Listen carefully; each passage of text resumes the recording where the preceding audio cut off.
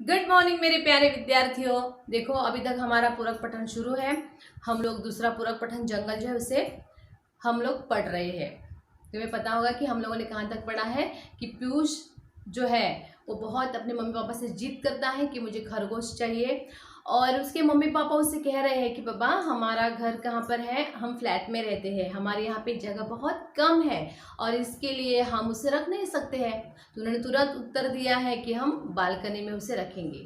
उसकी माँ कहती है अरे बालकनी में रखेंगे लेकिन उसे बाहर तो निकलना पड़ेगा और फिर टट्टी पेशाब करेगा तो वो साफ कौन करेगा। तो वो तुरंत कहता है कि दादी। उसकी मम्मी कहती है कि दादी जो है वो अध्यापिका है, वो स्कूल में पढ़ाने के लिए जाएगी। तो फिर उसी समय हमारा पीयूष कहता है कि स्कूल से लौटकर मैं करूँगा, और सब हंस पड़े हैं। यानी कि देखो यहाँ से हमें पता चलता है कि अगर हमें कुछ चाहिए यानी कुछ चाहिए तो हमारे मन में क्या होता है, डाउट नहीं होने चाहिए, तुरंत उसके हल करने का सोच जो है वो आनी चाहिए, जैसे पीयूष के मन में है। इसलिए उसके माँ उसके सामने सवाल करती है, समस्या रखती है, लेकिन पीयूष जो है वो क्या करता है, समस्या का हल ढूंढता है, निकाल देता है। ओके चलो हम आगे देखेंगे पेज नंबर 44। देखो बीच में यहाँ पे लास्ट पैराग्राफ। ओके, सब लोग तब और चकित रह गए जब पीयूष ने दादी को पटाने की कोशिश की कि दादी उनके जन्मदिन पर कोई ना कोई उपहार देती ही है। अभी देखो यहाँ पे उसने क्या किया, तब चकित रहे, चकित रहना आश्चर्यचकित होना। अभी तब चकित हो गई कि उसने दादी को पटाया। दादी को पटाने के क्या किया है कि हमें कुछ चाहिए होता है ना, तो हम लोग क्या करते हैं, मम्मी पापा को पटाते हैं कि मम्मी ऐसा है वैसा है, मेरे दोस्त ने लाया है, ये बहुत अच्छा है, काफ़ी मुझे फ़ायदेमंद है, आप मुझे ला के दे दो ना, अगर आप पापा से कह दो ना। तो फिर हम लोग कैसे उसे पटाने की कोशिश करते हैं। ओके, तो वैसे पीयूष ने अपने दादी को पटाया है। की और की, देखो यहाँ पे कोशिश की ये क्रिया है और दूसरी की ये समुच्चय बोधक अव्यय है। ओके, दादी उसके जन्मदिन पर कोई ना कोई उपहार देती है। उपहार देना यानी कि तोहफा देना। उसकी दादी उसके जन्मदिन पर तोहफा देती थी। क्यों ना इस बार वे उसे खरगोश और तोता लाकर दे दे। उसने कहा आप मुझे हमेशा कुछ ना कुछ देती है ना मेरे जन्मदिन पर, तो अभी इस समय आपको क्या करना है, मुझे खरगोश और तोता उपहार के रूप में देना है। ऐसा उसे पटा रहा है। ऐसा देंगे तो अच्छा रहेगा ना, अन्य मुझे नहीं चाहिए, आप जो देने वाली है मुझे पसंद नहीं आए तो इससे अच्छा है कि मुझे जो पसंद है वो आप मुझे दे दो। ऐसा उसे पटा रहा है। निरुत्तर दादी उसे लेकर लाजपत नगर चिड़ियों की दुकान पर गई। निरुत्तर, उसके पास कोई उत्तर नहीं था, क्योंकि छोटे बच्चे जब मांग करते हैं तब कभी कभी ना बोलना अच्छा नहीं लगता है, इसके लिए उसके पास कोई निरुत्तर उत्तर नहीं था। उसने उसे वो दुकान पर ले गई है। पीयूष ने खरगोश का जोड़ा पसंद किया, यानी कि दो खरगोश को पसंद किया। तत्काल उनका नामकरण भी कर दिया सोनू मोनू। तत्काल यानी कि उसी समय उसने उसका नाम रख दिया सोनू और मोनू। सोनू मोनू के साथ उनका घर भी खरीदा गया। जालीदार बड़ा सा बाकड़ा, उसने वो उसे खरीद, यानी कि अभी घर आने के बाद बालकनी में रखेंगे तो रखेंगे कहाँ, एक बाकड़ा तो चाहिए ना, इसके लिए जो अपने लकड़ी का जो बाकड़ा होता है उसे उसने खरीदा, जालीदार बाकड़ा जो है खरीदा है। सोनू मोनू के साथ उनका घर भी खरीदा, उस सांझ यानी के शाम के समय में हम उस सांझ सोसाइटी के उसके सारे हमजोली बड़े देर तक बालकनी में डटे खरगोश को देखते सराहते रहे और पीयूष के भाग्य से ईर्ष्या करते रहे। अभी देखो सोसाइटी के लोग जो है, तुम्हें पता है कि कोई नया कुछ खरीदा तो क्या हो जाता है, हमारे मन में एक उत्साह रहता है उसे देखने का, तो वो देखने, और छोटे बच्चे हैं वो उसे देखने के लिए हम जो लिए, यानी कि उसके उम्र के, उसके साथ उसके समान उम्र के जो है उसे हम जोली कहते हैं। तो वो आ गए हैं दोस्त उसके, और वो खरगोश को देखते हैं और सराहते भी है। सराहना यानी कि प्रशंसा करना, अरे वाह बहुत अच्छी है, ये बहुत सुंदर है, उसकी आंखें देखो कैसी है, ऐसे ऐसे उसके देखो शरीर पर जैसे ना मऊ जैसे कोम्पल बहुत सुंदर लगते हैं, ऐसा वो सराह रहे हैं। और पीयूष के भाग्य से ईर्ष्या करते रहे। भाग्य यानी कि नसीब, कि इतना इतना छोटा ये पीयूष है फिर भी उसकी मनोकामना पूरी हो गई, हमारी मनोकामना नहीं पूरी हुई है। हाँ, हमें भी ईर्ष्या होने लगती है ना कि दूसरों के घर में अगर गाड़ी बंगला और उनके घर में और कुछ कुछ नया नया सामान लेके आए कोई, तो हमारे मन में ऐसी ईर्ष्या होती है, उसका घर ऐसा है, उसके पापा वैसे हैं, उसके साथ उसके घर में बहुत बड़े बड़े क्या है, उसके घर में बहुत बड़े बड़े डिज़ाइन करने वाले, तुम्हें पता है ना कि वो झूमर रहते हैं ना, बहुत बड़े बड़े होते हैं, वो है, या टीवी है, फ्रिज है। अभी ये तो हर एक के घर में रहता है, फिर भी किसी के घर में नहीं रहता है तो उसे ये सब अलग लगता है, और वो उसे लगता है कितना भाग्यशाली है ना, उनके घर में सब सुख सुविधा है, ऐसा उसे लगता है, तो उसे भी ऐसा ही लगा है। दूसरे रोज भी मोनू सामान्य नहीं रहा। अभी ये यहाँ तक हो गया है, यानी कि यहाँ से लेकर यहाँ तक ये भूतकाल है। सोनू मोनू घर कैसे आए उसके बारे में यहाँ पे घटना बताई है। अभी देखो आगे, दूसरे रोज, रोज का मतलब दिन, दूसरे दिन भी मोनू सामान्य नहीं हो पाया। अभी ये मृत्यु के बाद सोनू को गाड़ दिया गया है और वो मोनू अकेला पड़ गया है, तो देखो वो सामान्य नहीं था, नॉर्मल नहीं था, एबनॉर्मल हो गया था, क्योंकि उसे पता है उसका साथी उसे दिखाई नहीं दे रहा है। पीयू को भी दादी ने प्ले स्कूल भेजना मुनासिब न समझा। मुनासिब यानी कि ठीक या उचित नहीं समझा। हाँ, पीयू उसका घर का नाम था। पीयू यानी कि पीयूष, जैसे पेट नेम तुम्हारे रहते हैं वैसे ही है। पीयूष घर में रहेगा तो दोनों एक दूसरे को देख ढाढ़स महसूस करेंगे, यानी कि पीयूष जो है अगर स्कूल गया तो मोनू अकेला रह जाएगा, और इसलिए पीयूष के साथ मोनू और मोनू के साथ पीयूष एक दूसरे के साथ रहेंगे तो दोनों में हिम्मत आ जाएगी कि अरे अकेले एक तो है, कोई तो है। हम बोलते हैं ना कि something is better than nothing, कुछ नहीं है उससे अच्छा कोई तो है, कुछ तो है। तो इसलिए वो क्या करते हैं, वो ढाढ़स महसूस करने के लिए वहाँ पे वो पीयूष को वो स्कूल नहीं भेजती है। उन्होंने स्वयं भी कॉलेज जाना स्थगित कर दिया, यानी कि बंद कर दिया, छुट्टी ली उन्होंने। सुबह मोनू ने दूध के कटोरों को छुआ तक नहीं। देखो अभी यहाँ पे कौन है, सुबह मोनू ने, शायद वो हमेशा दूध पीते थे और अन्य कुछ खाते होंगे, लेकिन उसने छुआ तक नहीं है। इसका मतलब सोनू का न रहने का दुख मोनू को बहुत हो गया है। और जैसे हम लोग इंसान जो होते हैं, हमारे घर में भी कोई मृत्यु हो गई तो हमें जो खान पान है वो स्वादिष्ट नहीं लगता है, हमें खाने का मन नहीं करता है, हम बहुत दुखी होते हैं। तो मोनू भी दुख के कारण बहुत व्यथित हो गया है और उसने क्या किया है, दूध के कटोरों को छुआ तक नहीं। बगल में रखे सोनू के खाली दूध के कटोरों की रह रह कर सुनता रहा। उन्हें मोनू की चिंता होने लगी। अभी देखो वो सोनू की जो प्लेट है ना या कटोरा है ना, तो उसमें कुछ नहीं था, तो वो उसे देख रहा है कि मेरा ये जो दोस्त है, मेरा भाई जो है वो कहाँ चला गया, उसे ऐसा लगता है। उन्हें मोनू की चिंता होने लगी। अभी पीयूष और मानवी दीदी को ऐसा था कि अरे एक तो हमारा चला गया है सोनू, अभी मोनू भी ऐसे कुछ खाएगा नहीं पिएगा नहीं तो क्या हो जाएगा, ये भी मर जाएगा, तो उसको चिंता होने लगी। तविशा अपराध बोध से भरी हुई थी। अपराध बोध यानी कि उसे बहुत ही गिल्टी फील हो रही थी। अभी क्यों हो रही थी, देखो उसने कहा है, मानवी दी से उसने अपना संशय बांटा। संशय का मतलब शक, उसके मन में डाउट था। चावल की टंकी में घून हो रहे थे।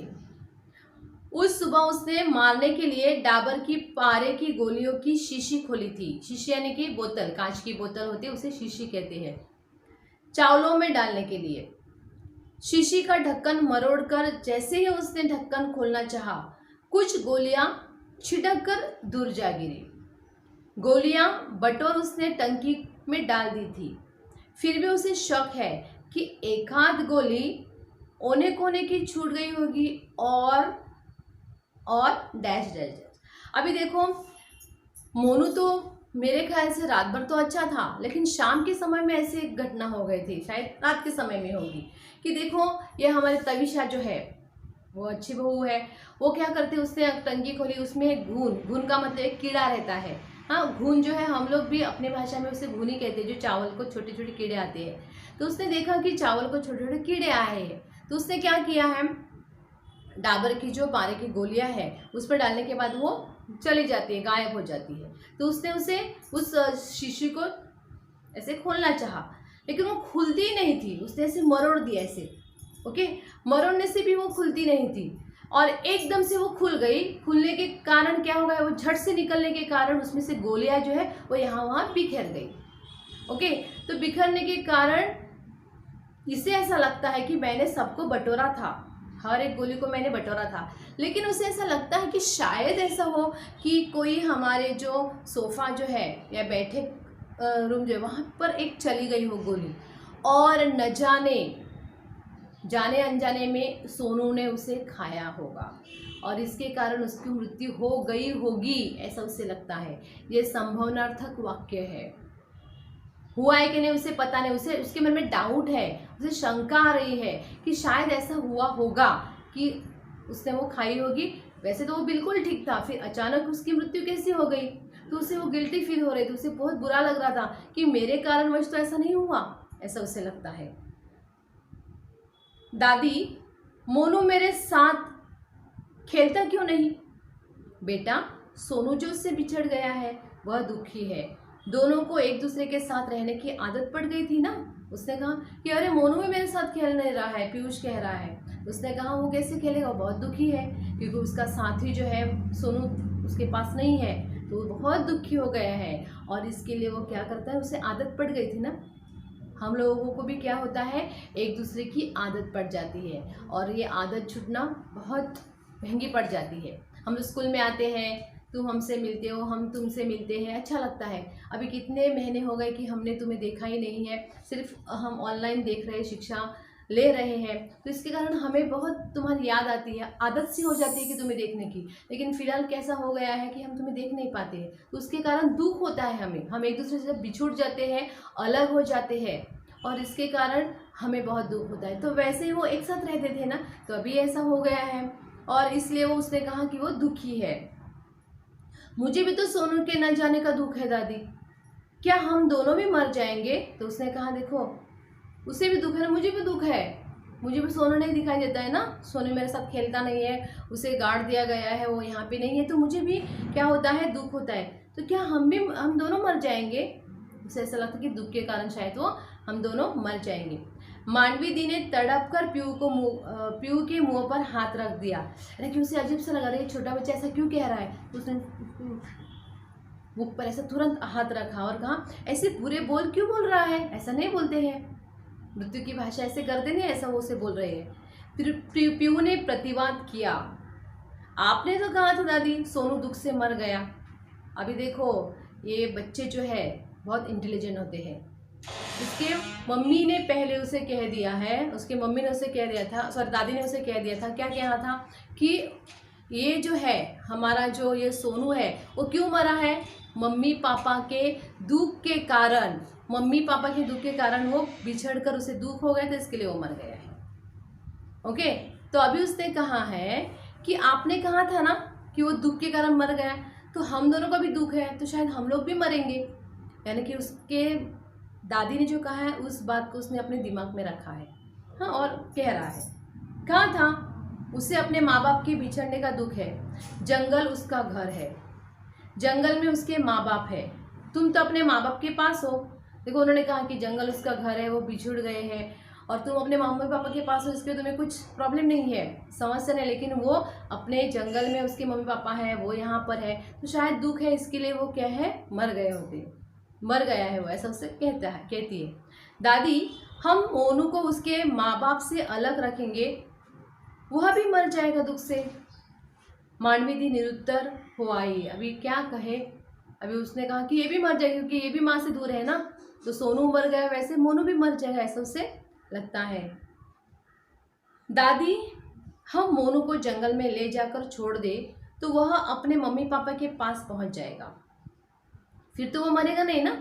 देखो, वो छोटा सा है, फिर भी वो कितना बुद्धिमान है, दूसरों के बारे में सोचता है। उसे ऐसा लगता है सोनू की मृत्यु उसके मम्मी पापा से दूर होने के कारण हो गई है, तो मोनू की भी मृत्यु हो सकती है और मोनू जो है वो बचना चाहिए, और इसके लिए वो क्या कहता है कि इसे हम जंगल में छोड़ आएंगे क्योंकि उसकी जान बचना ज़रूरी है। और इसलिए देखो वो क्या कहते हैं कि हम उसे छोड़ आएंगे, फिर वो मरेगा नहीं ना, ऐसा उसे लगता है कि छोटे से दिमाग में बहुत सारी अच्छी बातें आ रही है, नहीं मरेगा, पर तू मोनू के बिना रह लेगा ना।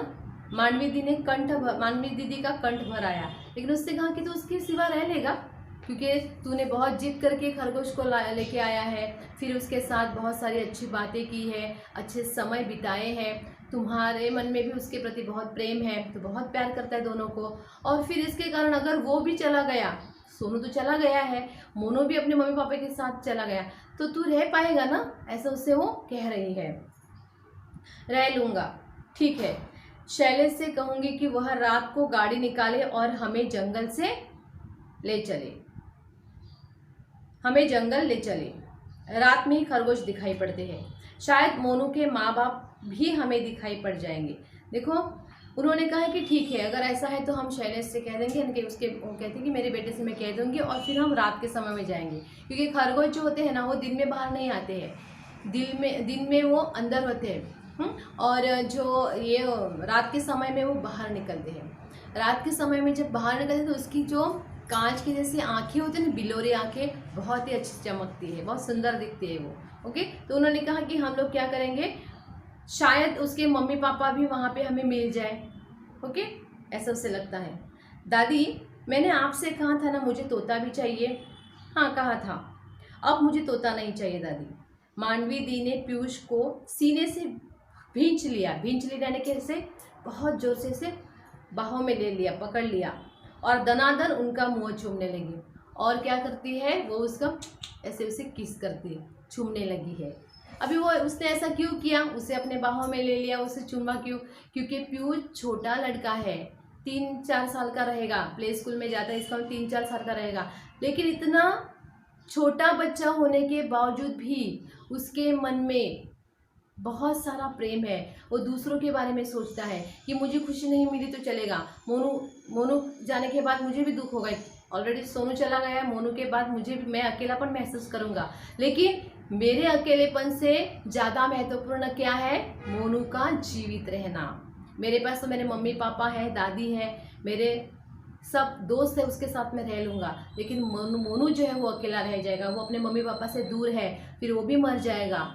यहाँ पे ये जो पाठ है, ये इस पाठ में हमें बहुत ही अच्छी सीख मिलती है। देखो उन्होंने पहले ही हमें जो लेखिका है उन्होंने हमें बता दिया था कि कैसा है बाल मानस की अनुभूतियाँ। हम लोग कभी कभी सोचते हैं कि छोटे बच्चे उसे क्या समझता है, लेकिन ऐसा नहीं है।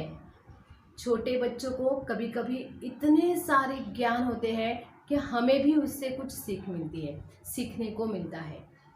ओके, तो इसलिए देखो यहाँ पे पीयूष हमें बता रहा है कि हमें क्या है, जंगल के प्राणियों को हमारे घर में हमारी खुशियों के लिए लेके नहीं आना है, बल्कि उन्हें उनके परिवार के साथ जीने का पूरा अधिकार है। उसे स्वच्छंद रूप से जीना चाहिए।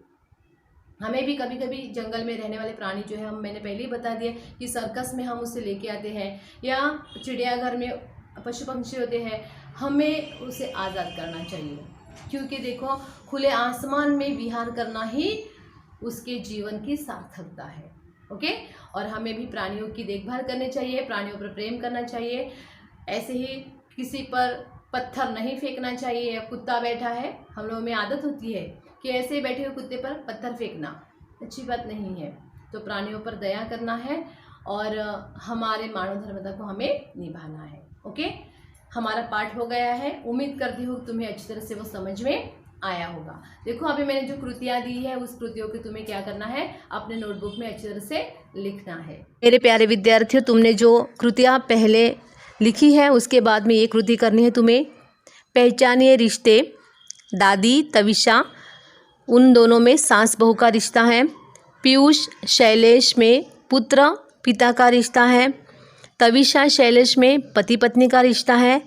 और शैलेश और दादी में पुत्र और माता का रिश्ता है।